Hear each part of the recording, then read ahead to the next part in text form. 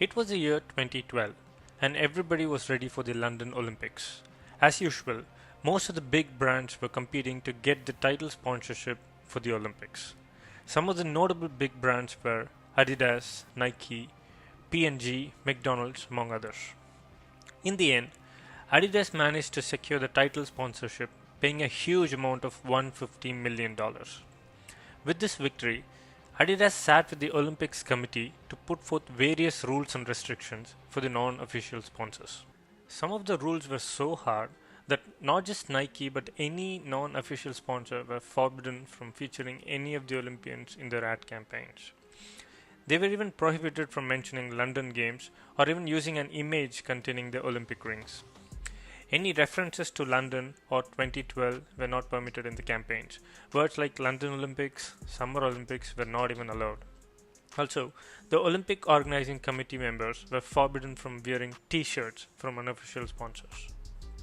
The punishment for breaking these rules was said to be very harsh for the players, even to the extent of stripping the medals won during the games. The rules were so hard that they basically stopped the non-official sponsors from doing anything. So with all these restrictions, people were thinking that the Adidas campaign was going to go viral and be a clear winner in the Olympics. Take the track and the field. Take the fan mail. Take the online marriage proposals and tabloid hysteria. Take the upset. Take the odds-defying win against the favourites at their own game.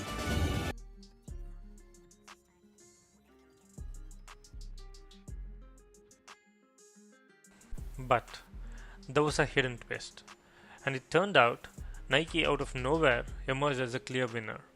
37% of the people were thinking that Nike was the title sponsor, while only 27% of the people were voting for Adidas. How on earth did Nike win this battle even after facing such restrictions?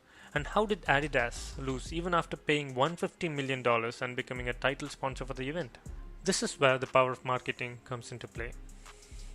Nike, as we all know to be the greatest marketing brand of all time, was not going to stop trying even after many restrictions. With all the restrictions, Nike found three main loopholes.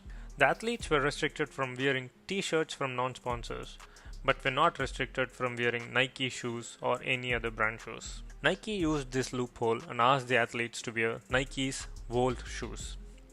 Volt shoes were unique as they had neon green color. This color had a contrasting effect to the running tracks, and the shoe with the big Nike logo was clearly standing out even from a far distance. The second restriction was that the brands should not use the name Olympics or any references to the name London, UK. In order to take advantage of this loophole, Nike came up with clever out-of-the-box thinking. It turns out there are 29 places around the world with the name London in them. Example, London Kiribati, London Island, Chile. There's one London in Ontario, Canada. There's one London even in Finland, etc. So Nike shot their commercials in 28 other locations, including East Africa, Ohio in USA, and even the London Road and London Gym. The third restriction was that Adidas was allowed to advertise with Olympic players, but Nike was not. It was very clear that Nike cannot use Olympic players for their ads. So they came up with this genius marketing campaign of Find Your Greatness. Instead of using the players, they used everyday athletes and focused on their energy, strengths, and made sure the ad coincided with the Olympics timelines. And this is how the ad looked like. There are no grand celebrations here. No speeches, no bright lights.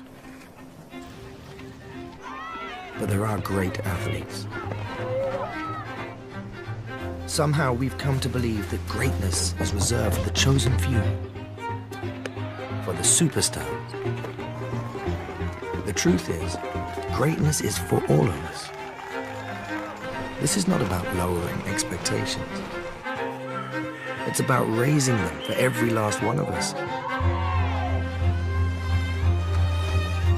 Because greatness is not in one special place. And it is not in one special person. Greatness is wherever somebody is trying to find it.